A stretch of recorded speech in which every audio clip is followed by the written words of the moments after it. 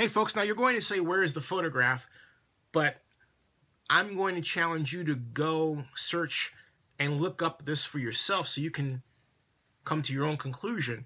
But I will tell you that the proposed 500 grand development, which would be at the corner of Grand Avenue and Euclid, which is right now a parking lot that is used by patrons to such restaurants as Bar-Lago and Sidebar and Coach Sushi, will be a monstrosity.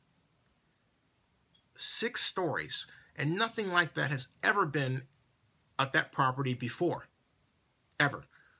Right next door, of course, is the new 478 Grand Avenue structure of apartments that's nearing completion.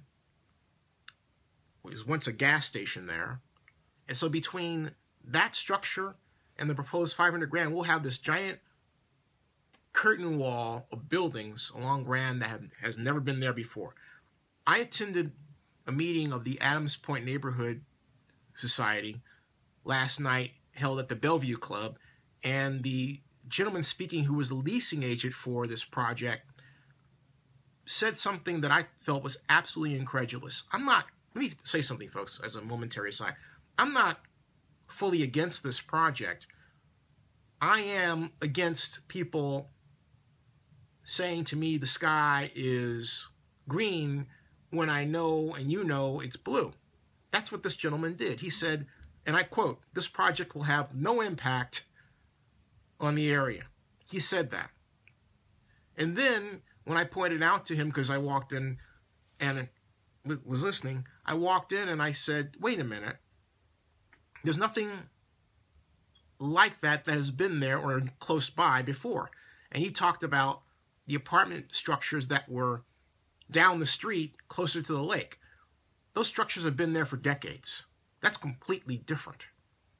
And what we're talking about is, overall, with respect to Adams Point, a wave of development, buildings between 4 and 7 stories that has not been fully mapped out, so we have an idea of what, not just what the Adams Point of the future will look like, but what the concomitant impacts will be on traffic and pedestrian traffic and all of the other actions, activities, both desired and undesired, that will come with that. There's nothing wrong with asking that question, but for someone to propose a project of this scale and then act as if it will have no impact on its surrounding environment is absolutely 1,000% nuts.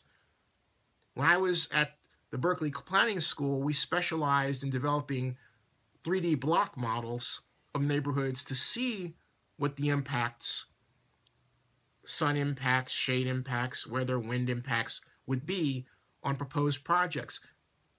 Now, we can do that on computer with much less time and far less expense.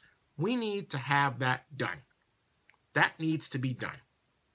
But we need to understand what's happening, not just to Adams Point, but to the surrounding lake, before we get something that turns out we really don't like.